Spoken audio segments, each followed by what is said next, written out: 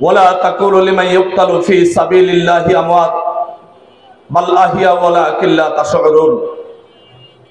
আমরা বিশ্বাস করি আমার রব, আমার আল্লাহ, আমাদের প্রভু স্পষ্ট ভাষায় ঘোষণা দিয়েছেন, যাদেরকে ইসলামী আন্দোলন করতে গিয়ে এভাবে নিহত করা হবে তারা জীবিত, কিন্তু আমরা উপলব্ধি করতে পারি না। আমরা ইসলামী আন্দোলন তথা ইসলামকে প্রতিষ্ঠার এই আন্দোলনে এসে আল্লাহর পক্ষ থেকে ইসলামী আন্দোলনের প্রতিটি কর্মীর জন্য সুস্পষ্ট ঘোষণা হচ্ছে দুটি, একটি হলো শহীদ আর নসেত হলো গাজী। শহীদদের বক্তব্য স্পষ্ট, আল্লাহ রাব্বুল আলামিন বলেছেন তারা জীবিত এবং তারা আল্লাহর পক্ষ থেকে নিয়মতান্ত্রিক রিজিক প্রাপ্ত হয়। সেই শহীদরাই আমাদের জন্য প্রেরণা। মাওলানা মতিউর রহমান নিজামী, আলী হাসান মোহাম্মদ মুজাহিদ, অধ্যাপক প্রফেসর গোলাম আজম, মাওলানা দেলোয়ার হোসাইন সাইদি সাহেব সহ এই জামাতের নেতৃবৃন্দুর সুস্পষ্ট আইনি প্রক্রিয়ায় ইনাদেরকে যে হত্যা করেছে তার বাস্তবতা প্রধান বিচারপতি তৎকালীন সময়ের জিনাকে বন্দুকের নল মাথায় ঠেকিয়ে এই রায় লেখা নেওয়া হয়েছে, তার আত্মজীবনে তিনি তা প্রকাশ করেছেন। আমরা আজকে বলতে চাই এই জামায়াত ইসলামীর প্রতিটি কর্মী ভাইকে বলতে চাই, এই জামায়াত ইসলামী যে সমস্ত নেতৃবৃন্দ এই বাংলাদেশে এই ইসলামী আন্দোলন করার অপরাধে শহীদ হয়েছেন, তারা প্রত্যেকে আমার আপনার এক একটি রক্তকণিকা। তারা স্বপ্ন ছিল এই বাংলাদেশকে একটি ইসলামী রাষ্ট্র তৈরি করা, তাদের স্বপ্ন ছিল এই বাংলাদেশকে একটি সাম্প্রদায়িক সম্প্রীতির বাংলাদেশ গড়ে ওঠানো, তাদের স্বপ্ন ছিল এই বাংলাদেশ থেকে চাঁদাবাজি, দখলদারি, জুলুমকারী, গণতন্ত্র হত্যাকারী সমস্ত কিছুকে উৎখাত করে সুন্দর একটি বাংলাদেশ তৈরি করাই তাদের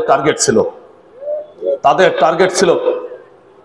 যেই বাংলাদেশের প্রতি শকুনি নজর পার্শ্ববর্তী ভারতের আধিপত্য প্রতিষ্ঠার জন্য রয়েছে, সেই ভারতের বিরুদ্ধে বলিষ্ঠভাবে নেতৃত্ব এবং কথা বলাই হচ্ছে আমাদের নেতৃবৃন্দর অপরাধ।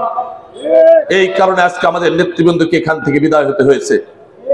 আমরা বলতে চাই যে সমস্ত নেতৃবৃন্দকে বিদায় করা হয়েছে তাদের উত্তরসূরি হিসাবে আমরা আজকে বাংলাদেশের এই ভূখণ্ডে দাঁড়িয়ে প্রতিজ্ঞা নিতে চাই, আমরা যতদিন পর্যন্ত জীবিত থাকব ততদিন পর্যন্ত আমাদের জীবনের সর্বশক্তি বিনিয়োগ করে এই বাংলাদেশের আলাসে কালাসে সকল মানুষের কাছে ইসলামের দাওয়াত পৌঁছে দিয়ে এই বাংলাদেশকে তাদের স্বপ্নের বাংলাদেশ গড়ার ক্ষেত্রে আমরা বলিষ্ঠ ভূমিকা রাখবো ইনশাআল্লাহ। সেই ভূমিকা রাখার ক্ষেত্রে আমাদের আমির ডাক্তার শফিকুর রহমান সাহেব মানবতার ফেরিওয়ালা, তিনি প্রতিটি কর্মীকে বলেছেন ইসলাম যে আদর্শ শিক্ষা দেয় সেই আদর্শের শিক্ষায় শিক্ষিত হয়ে বাংলাদেশের প্রতিটি মানুষের জন্য একজন সাহায্যকারী নিয়ামক শক্তির বাইরে জামায়াত ইসলামী এবং ইসলামী ছাত্র শিবিরের একজন কর্মীর পরিচয় কখনো চাঁদাবাজি, সন্ত্রাস এবং দখলদারি হতে পারে না। আজকের বাংলাদেশ 5 তারিখের পরে আমরা জাতির সামনে পরীক্ষা উত্তীর্ণ হতে পারছি। আমরা আপনার এই বড়াইগ্রামবাসীর কাছে বিনীতভাবে অনুরোধ রাখছি, আমাদেরকে দেখুন। আমার জামায়াত ইসলামী ছাত্র শিবিরের প্রতিটি কর্মী আজকে প্রত্যন্ত অঞ্চল পর্যন্ত রয়েছে। একজন কর্মী কোন মানুষের উপরে চাঁদাবাজি, সন্ত্রাসী, দখলদারি যদি করে থাকেন তার উপযুক্ত বিচার জামায়াত ইসলামী করবে, আইনি প্রক্রিয়া করে বিচার করতে হবে না।